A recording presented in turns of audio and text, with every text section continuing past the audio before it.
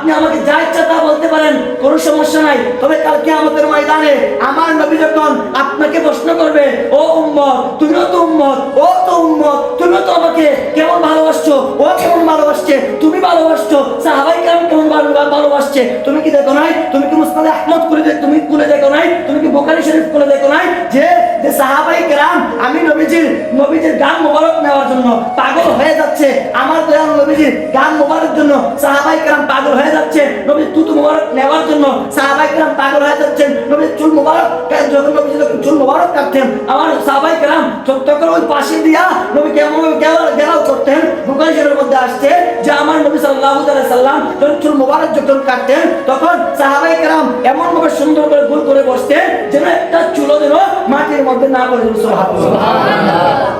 আমার নবী সাল্লাল্লাহু আলাইহি ওয়াসাল্লাম ওযু মুবারক করতেন, আমার নবীজির ওযু মুবারক করতেন, ওই সাহাবায়ে কেরাম নবীকে বলতেন, ওগো নবী আপনার সেই ওযু মুবারকে যে তুতু মুবারক আছে, ইয়া রাসূলুল্লাহ ইয়া হাবিবাল্লাহ নবী গো, ওই তুতু মুবারকটা একটা আমাদেরকে দেন, আমরা সেই তুতু মুবারক নিয়ে আমাদের শরীরের মধ্যে মাখবো। সুবহানাল্লাহ। নবী বললেন, ও সাহাবায়ে কেরাম তোমরা তুতু মুবারক মাখলে তোমাদের কি হবে এমন? আমার সাহাবায়ে কেরাম বললেন, ওগো ইয়া রাসূলুল্লাহ ইয়া নবী আল্লাহ নবী গো, আজকে যদি আপনার তুতু মুবারক যদি গায়ের মধ্যে মাখি, আমাদের বিশ্বাস আমাদের আমল কবুল হতে না পারে, আমাদের নামাজ কবুল হতে না পারে, আমাদের নামাজ কবুল হতে না পারে, আমাদের রোজা কবুল হতে না পারে, হজ কবুল হতে না পারে, যাকাত কবুল হতে না পারে। ইয়া রাসূলুল্লাহ নবী গো, আমাদের জাহান্নাম আমাদের নিশ্চিত হয়ে যেতে পারে। তো ইয়া রাসূলুল্লাহ আজকে আপনার যে তুতু মুবারক আমাদের শরীরের মধ্যে মাখি, ইয়া রাসূলুল্লাহ আমরা নিশ্চিত গ্যারান্টি দিয়ে বলতে পারি কাল কিয়ামতের ময়দানে কবর রাখতে দিতে হবে, আমাদের কবরটা জান্নাতের বাগান হতে দিতে হবে না। সুবহানাল্লাহ।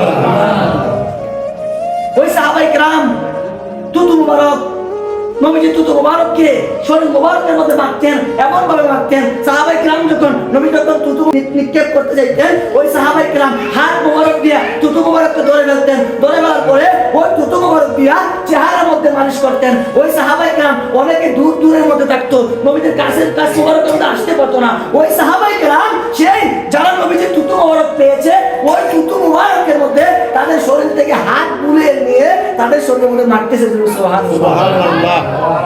আমার নবীজি পান বরক পানি সাহাবায়ে কেরাম পান করেছেন, ওই সাহাবায়ে কেরাম অনেক সাহাবায়ে কেরাম পান নাই, ওই সাহাবায়ে কেরাম ওই সাহাবীর দুধ থেকে হাত দিয়ে নিয়ে, ওই সাহাবীর দুধ থেকে হাত দিয়ে নিয়ে যে সাহাবী পায় নাই ওই সাহাবী নিয়ে মাখতেছে, ওই সাহাবী নিয়ে খাইতেছে।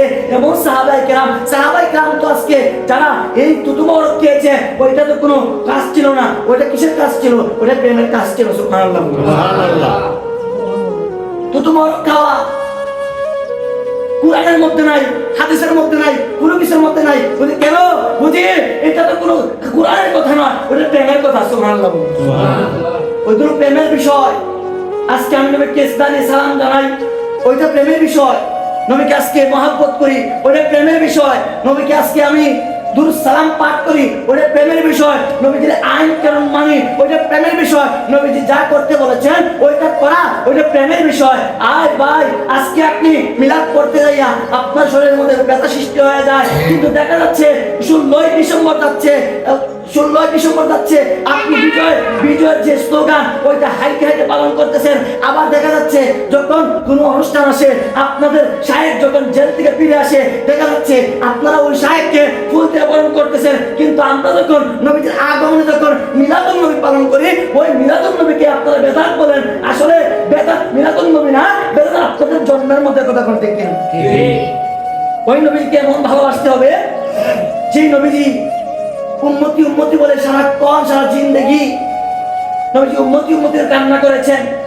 কাল কিয়ামতের ময়দানে আমার নবী যদি আমাকে প্রশ্ন করে, ওরে উম্মত তুমি কি দেখো নাই আমি তায়েফের ময়দানে তুমি উম্মতের জন্য দান মুবারক শহীদ করেছি?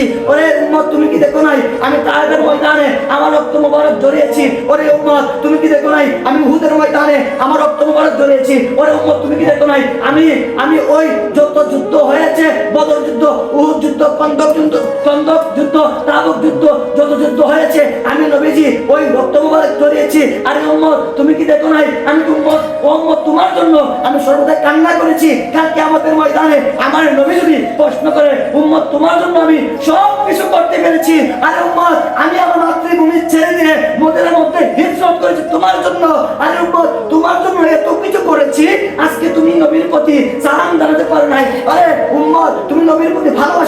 পারো নাই। ওরে উম্মত তুমি নবীর জন্য দাঁড়িয়ে রাখতে পারো নাই। আর উম্মত তুমি নবীর জন্য সুন্নত নবীর সুন্নত তুমি পালন করতে পারো নাই, মেসওয়াক করতে পারো নাই, তুমি নবীর সুন্নতগুলো পালন করতে পারো নাই। কালকে আমাদের ময়দানে আমার নবী যদি আপনাকে আমাকে প্রশ্ন করে আমরা কি আর কোনো উত্তর দিতে পারবো না?